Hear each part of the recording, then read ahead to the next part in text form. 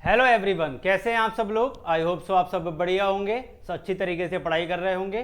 तो आज मैं आपके लिए लेकर आया हूं आपकी पढ़ाई में जोड़ने वाला एक वीडियो और जिससे आप अपने एक ही वीडियो से अपने पूरे चैप्टर का कंसेप्ट रिवाइज कर सकते हैं। तो जैसे कि आप मेरे पीछे देख रहे होंगे, मैं बात कर रहा हूं आज क्लास 10 के केमिस्ट्री की। मैं इस वीडियो से चैप्टर 1 के आपके कुछ ऐसे कॉन्सेप्ट्स के यहाँ पर आज बात करूंगा, ऐसे बेसिक्स पे बात करूंगा जिनसे आपका पूरा चैप्टर एक ही बार में रिवाइज होने वाला है। मतलब पूरे चैप्टर का रिकॉल आपके इन एमसीक्यूज के थ्रू होने वाला है। ठीक है, तो चलिए आज बात करते हैं हम अपने क्लास 10 के केमिस्ट्री को लेकर।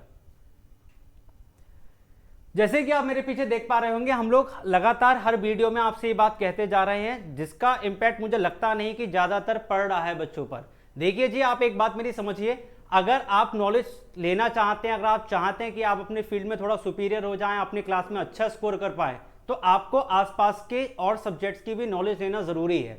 आपको जरूरी ये भी बन जाता है कि जो चैप्टर मैं पढ़ रहा हूं, क्या उसमें जो मैं पढ़ रहा हूं वो ठीक है या नहीं है। तो हम इन्हीं चीजों पर बात करते हैं अपने टेलीग्राम ग्रुप पर, जहां पर हम लोग आपका एक ग्रुप हम लोगों ने फॉर्म कर रखा है जिसमें हम लोग बात करते हैं आपके ही मटेरियल्स की, आपके स्टडी को किस तरीके से इजी बनाया जाए, कैसे आपके कंटेंट को छोटा बनाकर आपको जल्दी से जल्दी रिवाइज कराया जाए। क्योंकि एग्जाम टाइम में हमारे पास इतना टाइम नहीं होता कि हम पूरी एनसीईआरटी को एक बार फिर से रिवाइज करें। हमारे पास शॉर्ट नोट्स होने चाहिए, तो हम टेलीग्राम ग्रुप पर यही काम करते हैं, हम आपको शॉर्ट नोट्स अवेलेबल कराते हैं ताकि आप जल्द से जल्द अपने रिविजन को कर सके।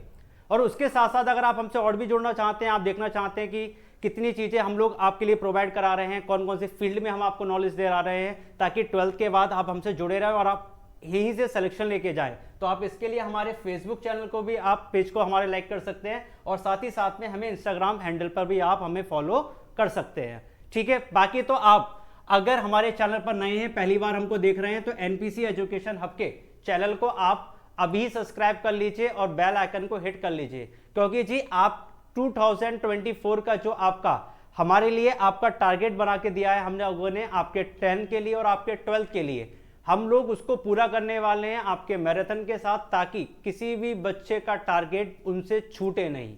तो अगर आप भी चाहते हैं कि आपका टारगेट आपसे ना छूटे, तो आज ही चैनल को सब्सक्राइब कर लीजिए। तो चलिए हम बढ़ते हैं अपने वीडियो की तरफ, देखते हैं अपना पहला क्वेश्चन जो आज का जिस चीज पर मैं आपसे बात करने वाला हूं। तो पहला क्वेश्चन मैं आपके लिए लेकर आया हूं। आप जैसे कि देख सकते हैं कि क्वेश्चन कह रहा है आपसे, विच of the following is a chemical change. बात हो रही है कि इन जो गिवन ऑप्शंस हैं आपके पास, उनमें से कौन सा केमिकल चेंज होगा। तो पहले चैप्टर में केमिकल चेंज और फिजिकल चेंज के बीच में आपकी बात हो रही है, तो हम बात कर लेते हैं कि केमिकल चेंज और फिजिकल चेंज क्या होते हैं। तो अगर मैं केमिकल चेंज की बात कर रहा हूं, तो केमिकल चेंज ऐसे चेंज होते हैं जिसके अंदर आपका सब्सटेंस अगर किसी भी कारणवश किसी दूसरे सब्सटेंस के अंदर कन्वर्ट हो गया है, तो ये रिवर्सिबल नहीं होता है जी, ये रिवाइज्ड नहीं हो सकता। ये चेंजेस आपके केमिकल होते हैं। फॉर एन एग्जांपल, भाई मेरे पास मिल्क है, ठीक है, उस मिल्क को मैंने कर्ड में कन्वर्ट करवा दिया, ठीक है। अब जैसे ही वो कर्ड में कन्वर्ट हुआ, तो कर्ड से वो दोबारा मिल्क नहीं आ सकता। ऐसे चेंजेस केमिकल चेंजेस होते हैं। लेकिन अगर ये चीज पॉसिबल है, एग्जांपल मैंने वाटर लिया, मैंने वाटर को क्या किया, मैंने फ्रीज करा दिया, वो आइस बन गया। अब आइस से दोबारा वाटर आ सकता है, तो अगर आइस से दोबारा वाटर आ सकता है, तो ये कौन सा चेंज होगा, ये रिवर्सिबल हो गया भाई, ये चेंज हो गया। अगर ये चेंज हो गया तो ये क्या बनेगा, ये रिवर्सिबल, ये सॉरी आपका फिजिकल चेंज बनेगा, ये आपका रिवर्सिबल हो गया, क्योंकि आइस से वाटर, वाटर से आइस। ठीक है, तो बात कर रहा है इसमें केमिकल चेंज की, कि भाई जो एक बार बन गया उसके बाद वो वापस नहीं आ सकता। तो देख लेते हैं जरा अपने ऑप्शंस की तरफ को। पहला ऑप्शन दे रखा है मेरे लिए मेल्टिंग ऑफ आइस, मतलब आपके बर्फ का पिघलना, बर्फ को फिर से फ्रीजर में डाल दो, फिर से बन जाएगा, तो ये ऑप्शन हमारा नहीं हो सकता। अगला, डाइजेशन ऑफ फूड। अरे जी बायोलॉजी में पढ़ा होगा जी आपने, डाइजेशन में, लाइफ प्रोसेस में क्या पढ़ा होगा कि भैया खाना खा लिया, ठीक है, अब खाना खा लिया तो कार्बोहाइड्रेट की फॉर्म में खाना ले लेते हैं। अब लेने के बाद भैया वो क्या हो जाता है, आपका कन्वर्ट होता चला जाता है। अब कन्वर्ट होने के बाद मैं फिर से कहूँ भैया मेरी बॉडी में जो मैंने खाया है वो खाना बना दो, तो खाना भैया कैसे बन जाएगा। उस खाने से जो एनर्जी हमने ली, वो एनर्जी तो हमने बना ली ना, अब वो एनर्जी हम यूटिलाइज कर सकते हैं। अब हम कहें उससे खाना बना दे, तो वो पॉसिबल नहीं है। तो फिर हमारा डाइजेशन ऑफ फूड ही क्या हो जाएगा, करेक्ट ऑप्शन हो जाएगा इसका, कि ये कैसा होगा, आपका केमिकल चेंज होगा। ठीक है जी, बाकी की बात कर लेते हैं आगे। तो इवेपोरेशन ऑफ वाटर, आपका dissolution of salt in water. अगर इसकी कोई बात करें कि भैया सॉल्ट इन वाटर की बात है, तो अगर हमने नमक घोल दिया पानी में तो पानी से कैसे नमक बाहर निकाले, तो ये आपको प्रोसेस पढ़ाए गए होंगे 10th क्लास के, वो 9th क्लास के अंदर। कौन सा? अगर मैं डिस्टिलेशन की यहां से बात कर लूं तो डिस्टिलेशन के प्रोसेस से आप वाटर और सॉल्ट को सेपरेट कर सकते हैं, ठीक है। तो अगर आप सेपरेशन कर सकते हैं फिर घोल सकते हैं, फिर सेपरेशन कर सकते हैं फिर घोल सकते हैं, तो प्रोसेस आपका कैसा होगा? प्रोसेस आपका फिजिकल चेंज होगा। तो इसलिए इसका करेक्ट आंसर क्या हो जाएगा? आपका डाइजेशन ऑफ फूड हो जाएगा। चलिए नेक्स्ट स्लाइड की तरफ बढ़ते हैं। तो नेक्स्ट क्वेश्चन हमारा क्या कह रहा है हमसे? विच of the following is not a physical change. अरे जी, आपसे पहले में पूछा केमिकल चेंज क्या होगा, दूसरे में पूछ लिया फिजिकल चेंज जो नहीं होगा। तो इसका मतलब फिर से आपसे इनडायरेक्टली वे में केमिकल चेंज पूछ रहा है। तो भैया निकालो केमिकल चेंज क्या होगा। तो अगर मैं केमिकल चेंज की बात कर रहा हूं तो भैया देखो, पहला वाला boiling of water to give water vapour. पानी को उबालो, वाटर वेपर बना दो। वाटर वेपर को मैंने लिया, कंडेंस करा दिया, मतलब कूलिंग करा दिया, फिर से क्या बन जाएगा? पानी बन जाएगा, है ना। प्रेशर कुकर का एग्जांपल देखते होंगे, सन में चावल बने, प्रेशर कुकर स्टीम आया, जब जैसे ही आप उसका लिड हटाते होंगे, ढक्कन हटाते होंगे, तुरंत ही क्या होता होगा? वाटर ड्रॉपलेट्स निकल के गिरते होंगे ठंडे होने के बाद। तो ये क्या हो रहा है? स्टीम बना, पहले वाटर जो था वो स्टीम बना, स्टीम के बाद फिर से वाटर में आ गया, तो भैया रिवर्सिबल हो गया, ठीक है। तो कैसा होगा? फिजिकल होगा। अगला melting of ice give water. Ice पिघल के वाटर बनाता है, वाटर से फिर आइस बनाया जा सकता है, आप फ्रीज कर दीजिए इसके लिए, ठीक है। अगला क्या कह रहा है? Dissolution of salt in water. पीछे ही बताया है, डिस्टिलेशन प्रोसेस से आप इसको कर सकते हैं चेंज, ठीक है, कन्वर्ट कर सकते हैं। अगला आ गया कंबंशन ऑफ एलपीजी। भैया एलपीजी इस्तेमाल कर ली खाना बनाने में, अब क्या खाने से एलपीजी बना दूंगा? नहीं जी, नहीं बना पाऊंगा भैया मैं। तो अगर नहीं बना पाऊंगा, रिवाइज नहीं हो सकती है, तो कैसा चेंज हो जाएगा भैया? केमिकल चेंज हो जाएगा। और हमसे पूछ भी यही रहा है, नॉट अ फिजिकल चेंज, मतलब केमिकल की बात कर रहा है। तो ऑप्शन हमारा कौन सा ठीक होगा? Option D is your correct answer, ठीक है जी।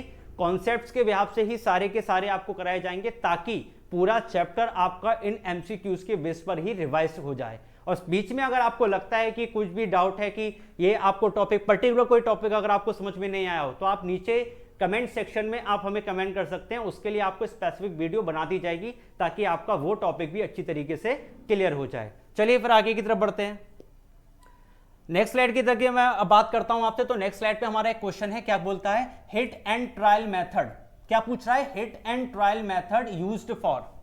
Hit and trial method use किया जाता है किसके लिए? तो मैं आपको यहां से बता देता हूं, ये जो हिट एंड ट्रायल मेथड है, इस तरीके के 3 मेथड और लेकर मैंने आपके लिए बैलेंस्ड केमिकल रिएक्शन का आपको लिए मैंने एक वीडियो बना रखा है, जो कि 10th क्लास की मेरी प्लेलिस्ट में पड़ा हुआ होगा, आप उसको भी जाकर देख सकते हैं। हिट एंड ट्रायल के अलावा भी आपके पास 3 और मेथड होते हैं, जिसके तरीके से आप किसी भी केमिकल रिएक्शन को बैलेंस कर सकते हैं। तो वहां पर जाकर उसको जरूर वॉच कर लीजिएगा एक बार, आपको हेल्पफुल रहेगा। आपको जो पैटर्न अच्छा लगे आप उस पर प्रैक्टिस कर लीजिए, और वहां से किसी भी रिएक्शन को बैलेंस आप कर लीजिए। चलिए तो अपने क्वेश्चन पे आ जाते हैं। देखा जाए तो मैंने एक्सप्लेनेशन में ही आपको यह बात बोल दिया अभी। हिट एंड ट्रायल मेथड किस में इस्तेमाल किया जाता है? इस्तेमाल किया जाता है to balance a chemical reaction. किसको बैलेंस करने में? केमिकल रिएक्शन बैलेंस करने में, ठीक है। बाकी ऑप्शंस भी देख लेते हैं। राइटिंग फिजिकल स्टेट, तो राइटिंग फिजिकल स्टेट में नहीं है भैया। एंटोनियो साहब के हिसाब से जो उन्होंने हमें 5 तरीके बताए हैं किसी भी केमिकल रिएक्शन के, जो केमिकल रिएक्शन उस पर बेस्ड होती है, ठीक है। तो वहां पर जो आपका पहला था चेंज इन स्टेट, वो वाले यहां पर बात हो रही है, मतलब यहां पे नोटेशंस लगाने की बात हो रही है। किसको लगाने की बात हो रही है? नोटेशंस। आप कोई भी लेते हैं, जैसे नोटेशंस की मैं आपसे बात करूं तो आप ले लेते हैं कि कोई हो सकता है सब्सटेंस सॉलिड हो सकता है कोई आपका लिक्विड हो सकता है कोई आपका गैसेस हो, और हो सकता है कोई आपका एक्वस हो। इन चीजों की बात करी जा रही है, इन चीजों की, कि आपका जो सब्सटेंस है वो है किस स्टेट में। आगे ही बात करूं तो writing chemical equation with the help of word equation. तो भैया वर्ड इक्वेशन की हेल्प से आप क्या कर रहे हैं? आप केमिकल इक्वेशन को राइट कर रहे हैं। तो भैया ये आपके लिखने का तरीका है जी। अगर आप किसी भी केमिकल रिएक्शन को सिंबल में कन्वर्ट कर देते हैं तो ये क्या कहलाती हैं? केमिकल इक्वेशंस कहलाती हैं। किसी भी केमिकल रिएक्शन को अगर आप सिंबल्स में रिप्रेजेंट करते हैं तो वो क्या कहलाती हैं? केमिकल इक्वेशंस कहलाती हैं। और अगर कोई भी जनरल टर्म्स आपके पास है, अगर आप उसको वर्ड की फॉर्म में रिप्रेजेंट कर सकते हैं, ठीक है, आप उसको लिख के बता सकते हैं, like carbon reacts with oxygen to form carbon dioxide, तब ये चीज आपकी क्या कहलाती है? ये कहलाती है आपकी केमिकल रिएक्शन, ठीक है जी, तो कंफ्यूज नहीं होना है। तो ऑप्शन हमारा कौन सा ठीक है यहाँ पे, बैलेंसिंग केमिकल इक्वेशन हमारा यहाँ पर बिल्कुल राइट आंसर है। चलिए आगे की तरफ बढ़ जाते हैं। अगला हमसे क्या कह रहा है, which of the following is a balanced chemical equation. बात कर रहा है इनमें से कौन सा बैलेंस्ड है। तो मैंने आपको बताया था जी, अभी कहोगे बाबर सर प्रमोशन कर रहे हैं, मैं आपको बता रहा हूं जी अभी भी, अगर आपको तरीका नहीं आता है तो अभी जाके सीख लीजिए, जाकर प्ले लिस्ट में how to balance a chemical reaction नाम से एक आपको वीडियो मिल जाएगा, वहां पे देख लीजिए किस तरीके से हम लोग रिएक्शंस को बैलेंस करते हैं। ठीक है, चलिए देख लीजिए जरा इसमें कौन सी रिएक्शन ये कह रहा है बैलेंस्ड है। तो बैलेंस करने के लिए हमारे लिए रिएक्टेंट में जितने एटम्स मौजूद होते हैं उतने ही कहां प्रेजेंट होने चाहिए, हमारे प्रोडक्ट साइड में भी एटम्स हमारे प्रेजेंट होने चाहिए। हम लोग इसी चीज पर बात करेंगे कि रिएक्टेंट और प्रोडक्ट में दोनों तरफ हमारे एटम्स कैसे होने चाहिए, सेम होने चाहिए। तो हम लोग देख लेते हैं, अगर सेम है तो बैलेंस्ड होगा, और सेम नहीं है तो फिर अनबैलेंस्ड होगा। और हमसे पूछ भी क्या रहा है, पूछ रहा है कौन सा बैलेंस्ड होगा, कौन सा बैलेंस्ड होगा। चलो अच्छा देखो, यहां पे फास्फोरस की बात करें तो 4 एटम्स गिवन है, यहां पर हमारे पास कितने हैं, यहां पर हमारे पास 4 एटम्स हैं। ओके, ऑक्सीजन के 10 एटम्स हैं, यहां पर कितने हैं, 4 4 जा 16 हैं, इधर 10 उधर 16, अनबैलेंस्ड हो गई भाई, काट दीजिए। ठीक है, इधर 10 प्लस 1 इधर 11 हो जाएंगे, एक ये है 10 और एक ये है 11 हो गए, इधर कितने हो गए 16, 11 16 के इक्वल होता है क्या, नहीं होता है जी। अब जब नहीं होता है तो ये खत्म हो गया, ये तो बैलेंस्ड ही नहीं है। ठीक है, आगे बढ़ जाते हैं। कार्बन इधर एक है, इधर भी एक है, ठीक है जी। ऑक्सीजन यहां पर 1 है, यहां पर भी 1 है, ठीक। यहां पे हाइड्रोजन 2 एटम्स में और यहां पर 3 + 1 की फॉर्म में, मतलब 4 हो गए। यहां पर कितने एटम्स हो गए यहाँ पे हाइड्रोजन के, 4। यहां पर कितने दिखा रहा है जी, 2। यहां पर कितने दिखा रहा है, 4।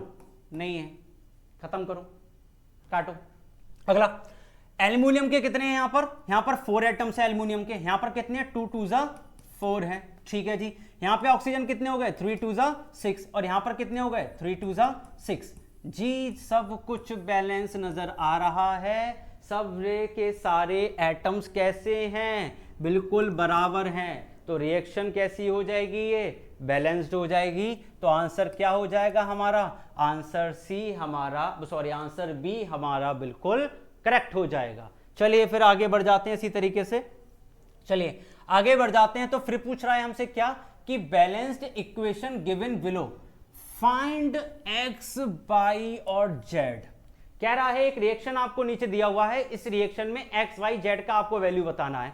तो बताइए भैया एक्स वाई जेड का वैल्यू कैसे बताओगे, तो बताओगे तो तब ना जब आपको रिएक्शन करनी आती होंगी बैलेंस्ड। तो मैं फिर बोल रहा हूं बैलेंस देख लीजिए पीछे जाके, ठीक है। चलिए देखो जरा, बात हो रही है यहाँ पे लेड नाइट्रेट की, सॉरी लेड ऑक्साइड की, कार्बन है, उसके बाद हमारे पास बना क्या, लेड बना, और यहाँ पे कार्बन डाइऑक्साइड बना, ठीक है जी। तो मैंने आपको क्या बताया था कि रिएक्टेंट्स के atom must be equal two atoms of product. जो आपके रिएक्टेंट में एटम मौजूद हैं सेम उतने ही एटम कहां होने चाहिए, प्रोडक्ट साइड में। हम इसी चीज को लेकर चलते हैं। सबसे पहले चलो हम लेड की बात कर लेते हैं। लेड हमारे पास कितना है, लेड हमारे पास यहां पर कितने हैं, गिवन नहीं है, ठीक है। ऑक्सीजन देख लेते हैं भाई, दोनों तरफ ऑक्सीजन है। देखो भाई यहां पर ऑक्सीजन के 2 एटम दिख गए, यहां पर ऑक्सीजन का सिर्फ 1 एटम है। तो बैलेंस करने के लिए मैं क्या करूंगा, चलो बैलेंसिंग में यहां पे लिख देता हूं, ये PbO गिवन है प्लस कार्बन फॉर्म्स क्या कर रहा है हमारे पास, Pb प्लस CO2 कर रहा है। चलिए इसको बैलेंस करता हूं मैं। चलो इधर देख लेते हैं, इधर लेड 1 है, इधर भी लेड कितना है, 1 है, ठीक है। ऑक्सीजन इधर 1 है, इधर कितना है, 2 है। जब इधर 2 है तो इधर क्या करना पड़ेगा, 2 से मल्टीप्लाई, तो 2 से कर दिया मैंने इधर मल्टीप्लाई। अब जैसे ही मैंने किया तो लेड हमारा हो गया अनबैलेंस, क्योंकि उधर 1 था इधर 2 हो गया, तो इधर भी क्या लगाना पड़ेगा जी, 2, ठीक है, ठीक। इधर देख लेते हैं कार्बन, कार्बन 1 है, उधर भी कितना है कार्बन, 1। देख लीजिए सब कुछ बैलेंस हो गया। अब जब सब कुछ बैलेंस हो गया तो ये 2 किसकी प्लेस पर आया है, x की प्लेस पर आया है। 2 किसकी प्लेस पर आया है, x की प्लेस पर। यहां y की प्लेस पर कुछ नहीं है तो इसका मतलब क्या होगा, 1 होगा। तो y की प्लेस पर कितना है, 1 है। यहां पर कितना है, z, तो z की प्लेस पर यहां पर कितना है, 2 है। तो x का वैल्यू हमारे यहां पे कितना हो गया, 2 हो गया। y का वैल्यू 1 हो गया, और z का वैल्यू फिर से यहां पे कितना हो गया, 2 हो गया। तो ऑप्शन हमारा कौन सा ठीक हो जाएगा, 2 1 और 2। Option B is your correct answer. Option B आपका कैसा हो जाएगा, बिल्कुल करेक्ट आंसर हो जाएगा। बैलेंस केमिकल रिएक्शन मैंने यहां पे आपके लिए करके दिखा दिया है, ठीक है। चलिए आगे बढ़ जाते हैं। अगला क्वेश्चन हमसे क्या कहता है, when solid barium hydroxide barium hydroxide लिया जाता है, ठीक है जी, BaOH का होल ट्वाइस यहां पर लिया गया है। अब क्या बोलता है, and solid ammonium chloride, solid ammonium chloride लिया जाता है, मतलब NH4Cl लिया जाता है। इनको मिक्स्ड किया जाता है एक टेस्ट ट्यूब में जिसका रेशियो 2:1 का है, 2:1 का रेशियो लिया जाता है। Wait at room temperature, then आधे में लाके छोड़ दिया जी, कह रहे हैं इनको जोड़ दो, फिर रूम टेम्परेचर पर क्या होगा। तो जी मैं आपको सबसे पहले बता दूं, इस रिएक्शन को कराने के लिए वी रिक्वायर्ड आ हीट, हमको हीट चाहिए। मतलब जब आपने कॉम्बिनेशन रिएक्शन पढ़ा होगा तो आपको पढ़ाया गया होगा कि there are the 2 types of reactions, जिसके ऊपर कोई रिएक्शन आपकी बेस्ड हो सकती है, वो कोई सी भी हो सकती है, या तो एक्सोथर्मिक या तो एंडोथर्मिक। मतलब कुछ ऐसी रिएक्शंस जिसमें आपको हीट की रिक्वायरमेंट होती है आपके प्रोडक्ट फॉर्म कराने के लिए, और कुछ ऐसी रिएक्शंस जिसमें हीट आपकी रिलीज होती है। तो बात यहां पे हो रही है एंडोथर्मिक और एक्सोथर्मिक की। यहां पर जो दिया गया है ना जी रूम टेम्परेचर, ये उसी को लेकर बात है। अब जो रूम टेम्परेचर हमारा है वो जी फिक्स होगा। अब हमें यहां पे क्या चाहिए, इस रिएक्शन को कराने के लिए हीट की रिक्वायरमेंट है, वी रिक्वायर्ड अ हीट। अब जब हीट की रिक्वायरमेंट हमको हो गई तो हमको हीट चाहिए, रूम टेम्परेचर वहां पर है। तो अगर रूम टेम्परेचर कम होगा और ये जो आपके पास ये जो आपके पास गिवन बेटा, ये जो मटेरियल्स आपके पास गिवन है, ये जो सॉलिड्स आपको गिवन है, जब ये वाले जो आपके सॉल्ट गिवन है, जब ये आपके एटमॉस्फेयर से हीट को एब्जॉर्ब करेंगे, हीट को क्या करेंगे, एब्जॉर्ब। तो एब्जॉर्ब करने के बाद ये अपना प्रोडक्ट क्या कर देंगे, फॉर्म कर देंगे। इन्हें एटमॉस्फेयर से हीट चाहिए, जैसे हम लोग हीटअप हो जाते हैं, गर्मी होती है, ह्यूमिडिटी ज्यादा होती है तो स्वेटिंग होना स्टार्ट हो जाता है। सेम उसी तरीके से यहां पे भी फंडा है। यहां पे क्या है, एटमॉस्फेयर से हीट को एब्जॉर्ब करा जा रहा है, एब्जॉर्ब करने के बाद प्रोडक्ट फॉर्म करा जा रहा है। अब प्रोडक्ट जब फॉर्म हो गया तो हीट एब्जॉर्ब होगी, जब हीट एब्जॉर्ब होगी तो रूम का टेम्परेचर क्या होगा, ऑब्वियस सी बात है फॉल होगा, तभी तो बेटा वो एब्जॉर्ब करेगा। अगर रेज हो गया, अब आपको हाई करना है, अब आप हाई कर रहे हैं किसका टेम्परेचर, आपके रूम के टेम्परेचर को बहुत ज्यादा बढ़ा दिया आपने, ठीक है। मटेरियल भैया उतना का उतना ही रह गया, वो एब्जॉर्ब थोड़ी कर पाया, या तो आप इसको करा दो या तो आप इसको करा दो। रूम के टेम्परेचर को हम लोग क्या कर रहे हैं, यहाँ पे reaction proceeds with fall in temperature, जैसे ही टेम्परेचर फॉल होगा वो क्या करेगा, उसको रिक्वायरमेंट है वो एब्जॉर्ब करना स्टार्ट कर देगा एटमॉस्फेयर से, क्या चीज, हीट को। और जैसे ही वो हीट को एब्जॉर्ब करेगा आपका क्या हो जाएगा, आपका प्रोडक्ट फॉर्म हो जाएगा। तो ऑप्शन हमारा यहाँ पर क्या हो जाएगा, ऑप्शन हमारा बी यहाँ पर क्या हो जाएगा, बिल्कुल करेक्ट हो जाएगा। ठीक है जी, चलिए आगे बढ़ जाएं फिर, चलो आगे बढ़ते हैं। अगला हमारा क्या है, अगला है हमारा in the combination reactions dash और more reactant are combined to form dash product. बात कर रहा है कॉम्बिनेशन रिएक्शन की। तो अगर मैं कॉम्बिनेशन रिएक्शन की आपसे बात करता हूं तो कॉम्बिनेशन रिएक्शन क्या होते हैं, कॉम्बिनेशन रिएक्शंस की अगर मैं आपसे बात कर रहा हूं तो दे रिक्वायर्ड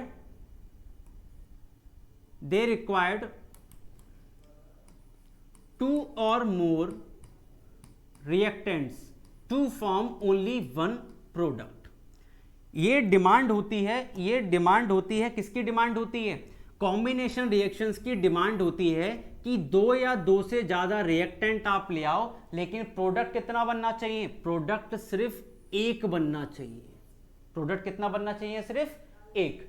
क्वेश्चन में ऑलरेडी गिवन है डैश और मोर, मतलब इसकी तो बात उन्होंने पहले ही कर ली, ठीक। 2 से कम नहीं होना चाहिए, 2 से कम नहीं होना चाहिए, ठीक है। अब जब 2 से कम नहीं होगा तो इसका मतलब क्या है कि A प्लस बी कंबाइन होकर क्या बनाएंगे, C। A और B कंबाइन होकर क्या बनाएंगे, C। तो रिएक्टेंट की कितने की जरूरत पड़ रही है, 2। अब 2 से ज्यादा भी हो गए, मतलब A plus B plus C, तो क्या फॉर्म करेंगे, D। तो 2 तो आपका मिनिमम होना चाहिए, 2 से ज्यादा हुआ फिर भी क्या बनेगा, सिर्फ एक ही प्रोडक्ट बनेगा। लेकिन रिक्वायरमेंट क्या है, 2 या 2 से ज्यादा। ज्यादा तो पहले ही बोल दिया है, कम का वैल्यू पूछा है, तो कम कितना होना चाहिए जी, कम होना चाहिए 2। तो यहां कितना लिख दिया, 2।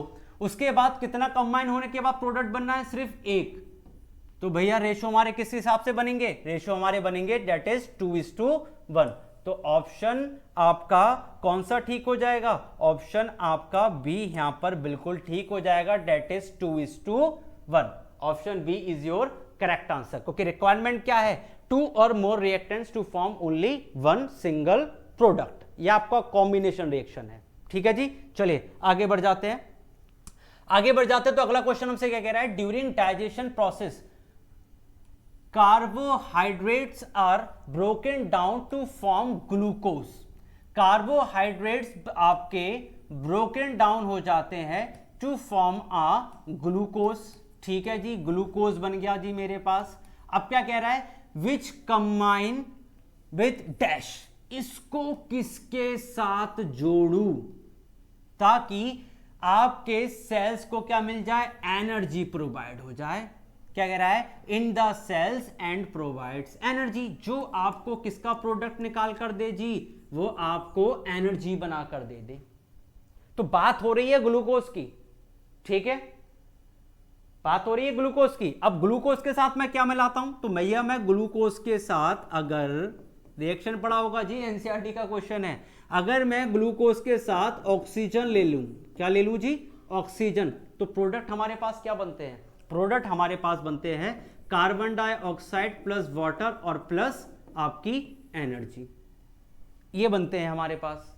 और रिएक्शन आपके सामने है। ग्लूकोज चाहो तो लिख लीजिए C6H12O6। कौन सी रिएक्शन है? पढ़िए नहीं पढ़िए पहले चैप्टर में, और साथ ही साथ में लैब प्रोसेस में भी पढ़िए। सेम रिएक्शन पूछ लिया आपसे, आपसे ये पूछ लिया कि ग्लूकोज के साथ क्या मिलाऊं जो एनर्जी बने। तो भैया ग्लूकोज के साथ क्या मिलाऊंगा? ऑक्सीजन मिलाऊंगा तो क्या बनेगा? मेरे पास ये बनेगा। समझ के बात के लिए? ठीक है, तो ऑप्शन हमारा कौन सा ठीक हो जाएगा?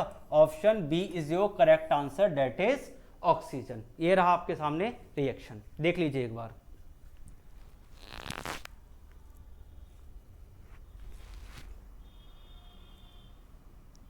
चलिए जी आगे बढ़ जाते हैं। अगला हमसे क्या कह रहा है? अगला हमसे बोल रहा है marbles contain.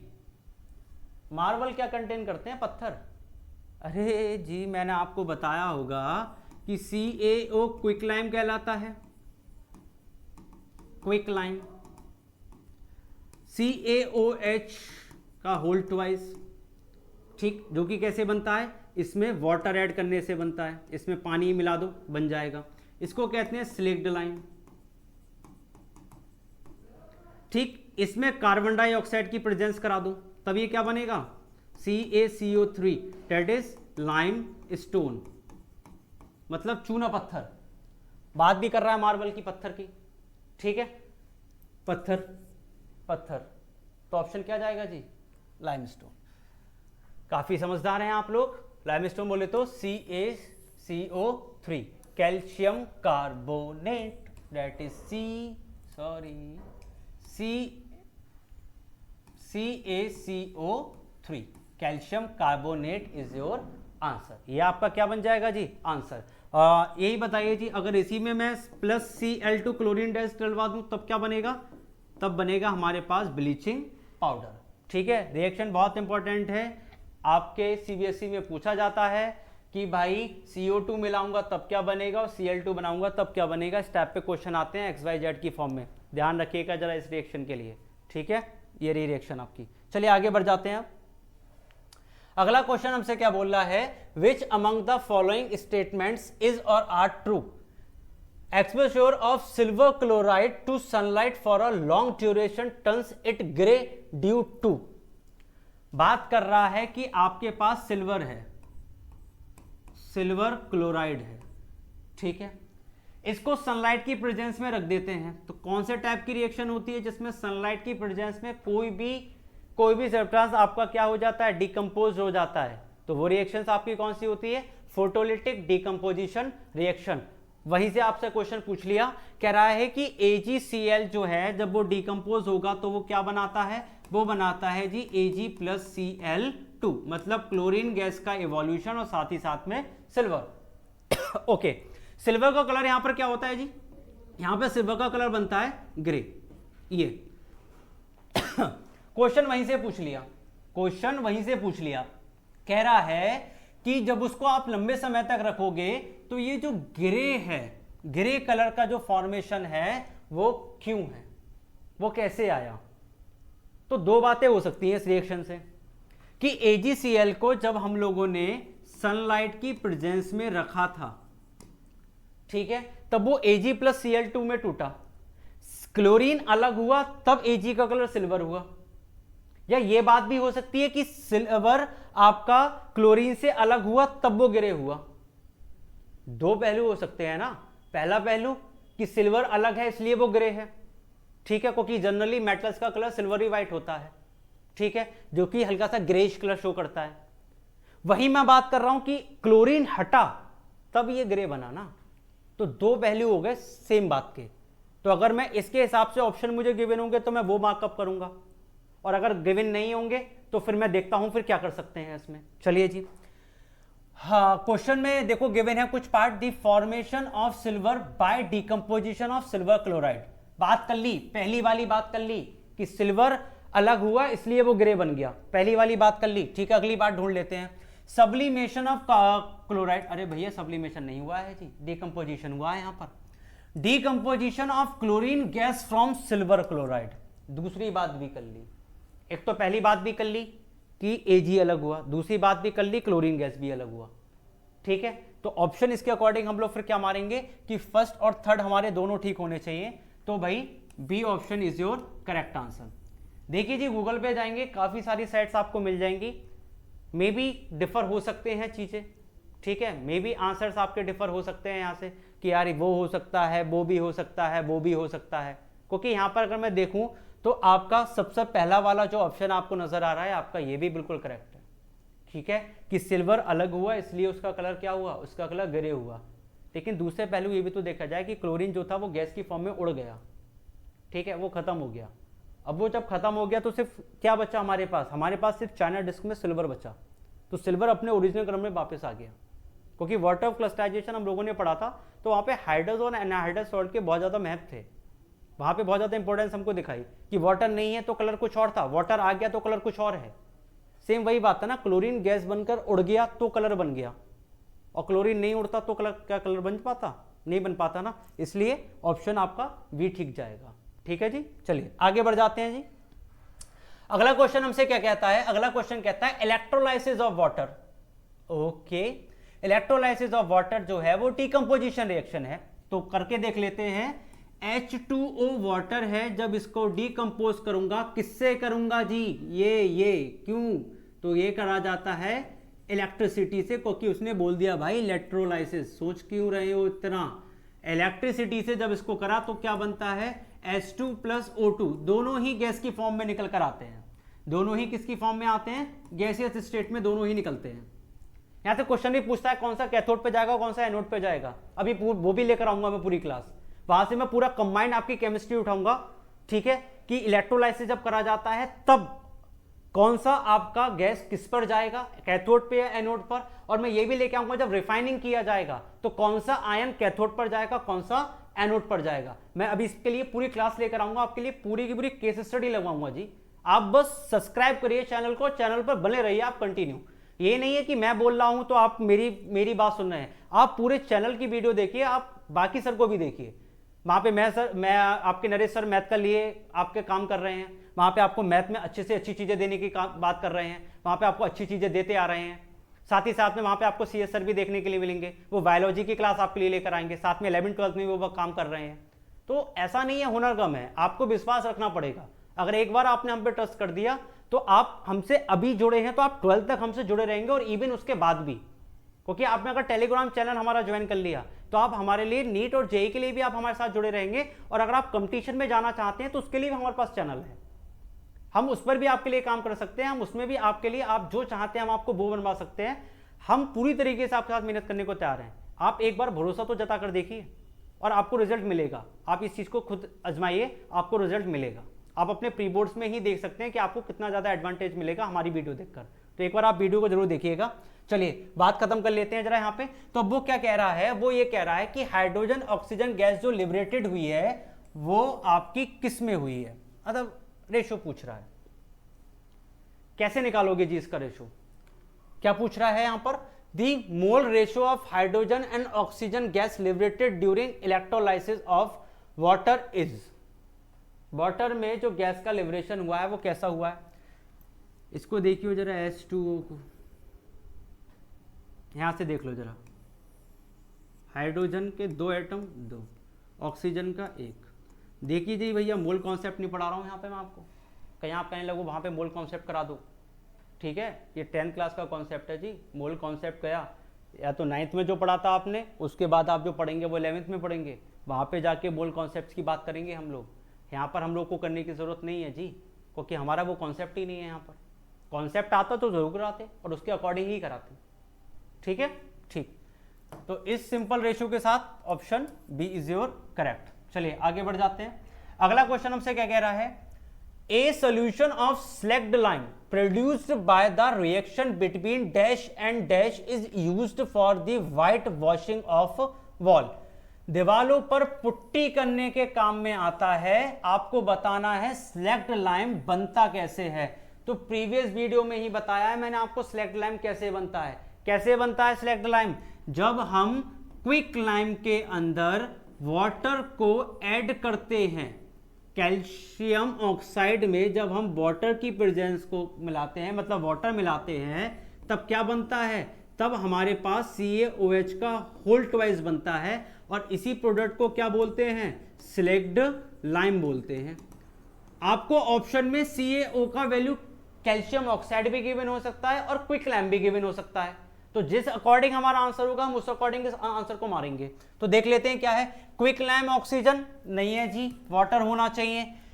Quick lime and water, तो ऑप्शन बी ही हमको बिल्कुल ठीक मिल गया। Option B is your correct answer, that is quicklime and water. CaO को क्विक लाइम कहते हैं, ये बात मैंने आपको पीछे भी बताई थी, फिर बता दे रहा हूं। CaO को ही क्या बोलते हैं, क्विक लाइम बोलते हैं। CaOH के होल ट्वाइस को स्लैग्ड लाइम और CaCO3 को लाइम स्टोन कहते हैं। चलिए आगे बढ़ जाते हैं। नेक्स्ट क्वेश्चन हमसे क्या कह रहा है, नेक्स्ट क्वेश्चन हमसे कह रहा है quick lime is formed by heating. Quick lime कैसे बनेगा, हीट कर कर, मतलब किस इनमें से किस सब्सटेंस को भैया, किस चीज को मैं हीट कर दूं इन चारों ऑप्शंस में से, जो मेरे पास क्या आ जाए, मेरे पास क्विक लाइम आ जाए, मतलब CaO आ जाए। अब ये मत कहना CaOH के होल ट्वाइस को हीट करा दो तो बन जाएगा, सही है जी। ये मत कह देना एनहाइड्रस सॉल्ट बन जाएगा। भैया देखो क्विक लाइम की बात कर रहा है, क्विक लाइम कैसे बनेगा, क्विक लाइम बनाने के पीछे देखो भैया, सॉरी जी,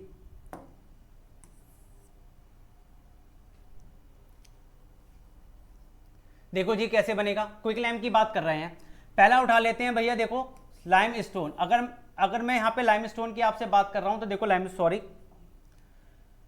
यहाँ पे इरेजर सिलेक्ट हो गया था, इस चक्कर में सब खत्म हो रहा था। चलिए लाइम स्टोन की बात कर लेते हैं यहाँ से। अगर मैं लाइम स्टोन की बात करता हूँ CaCO3, अगर हम CaCO3 को हीट करा दें, क्या करा दें जी, हीट करा दें, तो लाइम स्टोन को हीट कराने पर हमारे पास दो प्रोडक्ट फॉर्म होते हैं।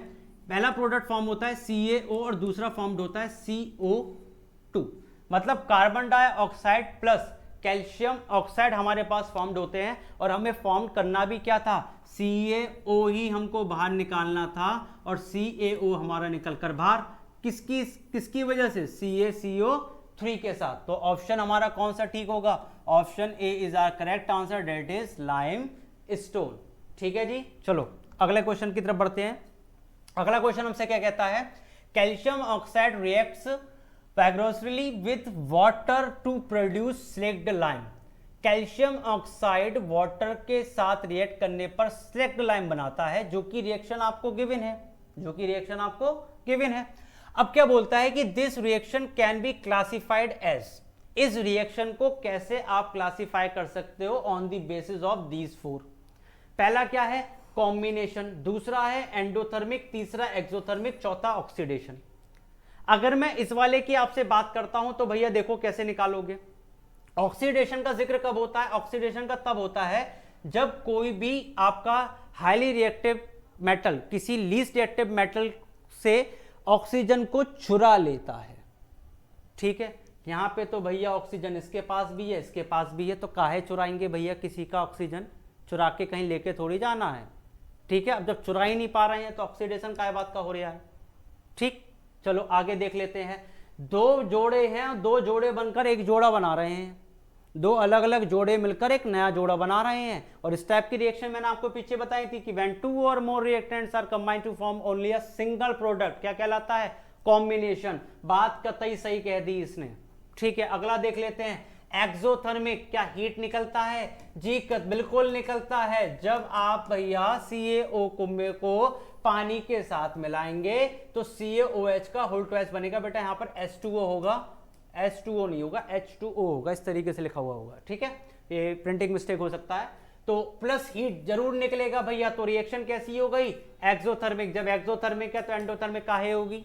ठीक है, तो ऑप्शंस कौन कौन से ठीक हो जाते हैं हमारे यहाँ पे? पहला और दूसरा। तो ऑप्शन पहला दूसरा हमारा कहां पर है? डी में। ठीक है, तो डी वाला हमारा क्या हो जाएगा यहां पर? करेक्ट आंसर हो जाएगा, that is first and second. ठीक है, चलिए आगे की तरफ बढ़ते हैं अपना नेक्स्ट क्वेश्चन की तरफ। नेक्स्ट क्वेश्चन हमसे क्या कहता है? Which of the following pairs represents the reacting molecules of neutralisation reaction. कह रहा है इनमें से, ये जो गिवन है आपके लिए, इन गिवन में से कौन से ऐसे पेयर हैं जो न्यूट्रल सॉल्ट बनाएंगे, मतलब न्यूट्रल आपकी क्या बनाएंगे? रिएक्शन को परफॉर्म करेंगे। तो मैं आपको बता दूं जी, कॉन्सेप्ट बता रहा हूं, लिख लेना भैया जी, पेपर के लिए बहुत ज्यादा जरूरी है। क्या जरूरी है? न्यूट्रल कब कब बनता है? पहला न्यूट्रल का कंडीशन मैं आपको बता दूं, आपके पास अगर एसिड स्ट्रॉन्ग है, कैसा है? स्ट्रॉन्ग एसिड है और साथ ही साथ में स्ट्रॉन्ग बेस है। अगर स्ट्रॉन्ग एसिड और स्ट्रॉन्ग बेस है, ठीक। चलिए इसके पहले बता दें न्यूट्रलाइजेशन रिएक्शन क्या होती है। तो आप सभी लोग जानते होंगे कि when acid reacts with base, when acid reacts with base to form salt plus water, to form salt plus water. जब भी कभी आपका एसिड बेस के साथ रिएक्ट करता है तो सॉल्ट प्लस वाटर बनाता है। इसी टाइप की रिएक्शंस को हम क्या कहते हैं? न्यूट्रलाइजेशन रिएक्शन कहते हैं, जिसमें आपका जो सॉल्ट है उसका पीएच कितना होता है? 7 pH होता है। ठीक है, अब वो कह रहा है कि आपका ये जो सॉल्ट है वो न्यूट्रल होना चाहिए। कैसे? तो इसकी सिर्फ दो कंडीशन हो सकती है। पहली कंडीशन क्या है कि स्ट्रॉन्ग एसिड और स्ट्रॉन्ग बेस होगा, तभी आपका सॉल्ट क्या बनेगा? न्यूट्रल बनेगा। दूसरी कंडीशन आपके सामने ये हो सकती है कि आपका एसिड भी वीक हो और साथ ही साथ में आपका बेस भी कैसा हो? वीक हो। अगर ये दोनों कंडीशंस आपको कहीं मिल जाएं तो भैया दिल ठोक के मार देना ऑप्शन, आपका सॉल्ट हमेशा न्यूट्रल सॉल्ट बनेगा। ठीक है, तो चेक कर लेते हैं जी इनमें से कौन से एसिड आपके और बेस स्ट्रॉन्ग है और कौन से वीक है। पहले वाले की बात कर लेते हैं, HCl। आपको क्या मिल गया? HCl आपको स्ट्रॉन्ग एसिड मिल गया। NaCl भैया सॉल्ट है, बात ही खत्म हो गई। सॉल्ट के साथ थोड़ी बनेगा, क्या बताया तो है एसिड और बेस रिएक्ट करेंगे तब सॉल्ट बनेगा। वो सॉल्ट कैसा होगा? न्यूट्रल होगा।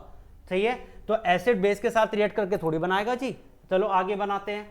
अगला क्या है? NaOH KOH, दोनों के दोनों ही स्ट्रॉन्ग बेस उठा लिए, तो बेस बेस रिएक्ट कर थोड़ी बनाएंगे जी। ठीक, आगे NaOH और HCl, ये है स्ट्रॉन्ग एसिड, ये है स्ट्रॉन्ग बेस। और मैंने आपको क्या बताया कि जब भी कभी स्ट्रॉन्ग एसिड स्ट्रॉन्ग बेस आपस में रिएक्ट करते हैं तो क्या बनाते हैं? Neutral salt. क्वेश्चन भी यही पूछ रहा है, तो ऑप्शन हमारा कौन सा ठीक हो जाएगा? Option C is our correct answer. ठीक है, समझ में आई ये बात? कंडीशन हो भैया लिख लेना, इसको जरा देख लीजिए, स्क्रीनशॉट मान लीजिए अगर चाहिए तो।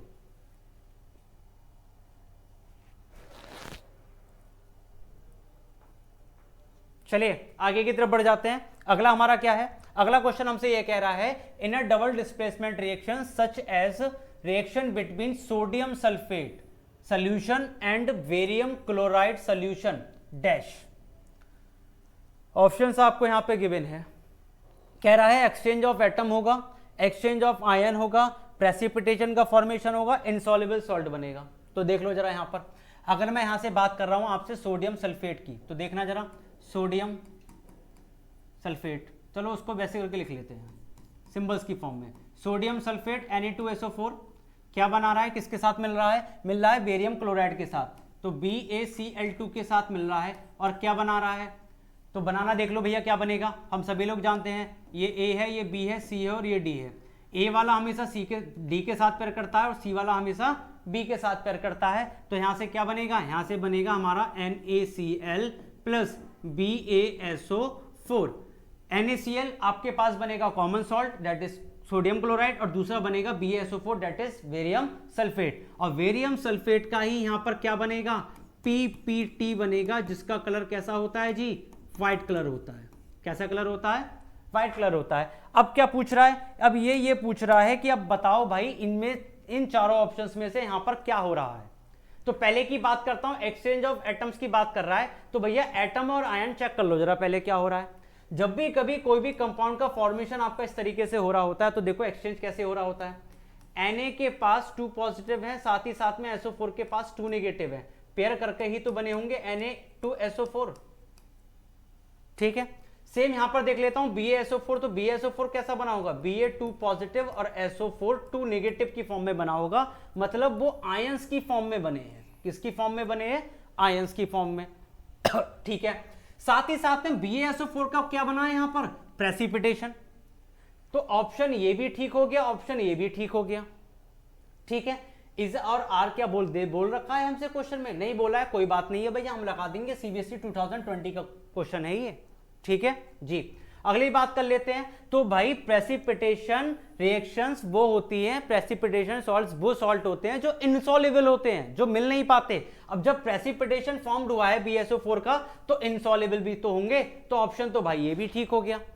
तो इस अकॉर्डिंग हमारा जो ये आपका क्वेश्चन है 16, इसके आंसर क्या क्या हो जाएंगे, हमारे पास 16 के आंसर्स हो जाएंगे बी सी की फॉर्म में नहीं है, कोई बात नहीं है, हम इसको लिख लेते हैं जी ऐसे, B, C और D, ये हमारे तीनों ही ऑप्शंस कैसे हो जाएंगे, ऑप्शंस हमारे तीनों ही बिल्कुल करेक्ट हो जाएंगे। तीनों ही हमारे आंसर क्या है यहाँ पर, ठीक है, ऑप्शन B, C और D, मतलब 1, 2, 3 और 4 तीनों ही ऑप्शन हमारे यहाँ पे क्या है, ठीक है। ये रहा हमारा एक्सप्लेनेशन, जिसको आप देख सकते हैं, ठीक है। चलिए आगे की तरफ बढ़ते हैं। अगला क्वेश्चन हमसे क्या कहता है कि when aqueous sodium sulfate is added to barium chloride solution and insoluble precipitate is formed, which of the following ions are involved in the formation of this precipitation? Okay जी, सोडियम सल्फेट और किसके साथ, वेरियम chloride के साथ। कह रहा है sodium sulphate और वेरियम क्लोराइड का सोल्यूशन आपस में मिलाया जाता है, एक इनसॉल्युबल सॉल्ट बनता है, मतलब PPT बनना है, प्रेसिपिटेट बनना है। बोल रहा है जिसका प्रेसिपिटेट बनेगा उसके आयंस का फॉर्मेशन कैसा होगा। तो भाई देख लेते हैं, सबसे पहले रिएक्शन लिख लेते हैं। रिएक्शन हमें गिवन क्या है, सोडियम सल्फेट, पीछे वाला ही रिएक्शन गिवन है जी, इसी को आगे कुदेरा गया है। अगला क्या है, वेरियम क्लोराइड, पीछे ही बताया था, दोनों को हम देखो मिला लेते हैं, दो पीछे वाले की तरह है नहीं है। चलो जी, इसको इसके साथ, इसको इसके साथ, तो क्या बनेगा, NaCl बनेगा, और साथ ही साथ में BaSO4। तो प्रेसिपिटेट किसका बनना है, प्रेसिपिटेट बनना है BaSO4 का। तो भैया तोड़ियो जरा BaSO4 को, कैसे बनेगा, Ba2 पॉजिटिव में बना होगा और SO4 2 नेगेटिव में, दोनों आपस में पेयर हुए होंगे तभी तो क्या बना होगा, BaSO4। तो ऑप्शंस हमारे यहाँ पे कौन से ठीक हो जाएंगे, देख लेते हैं भाई, Ba2 positive plus SO4 2 negative, option C is your correct answer. तो ऑप्शन सी आपका कैसा हो जाएगा, यहाँ पर बिल्कुल करेक्ट आंसर हो जाएगा। चलिए आगे की तरफ बढ़ जाते हैं। अगला क्वेश्चन चलिए देखते हैं हमसे क्या कह रहा है। अगला क्वेश्चन कहता है, in the double displacement reactions between aqueous potassium iodide, ठीक है, एंड एक्वस लेड नाइट्रेट, तो PbNO3 का होल ट्वाइस, PbNO3 का क्या है यहां पर, होल ट्वाइस है जी।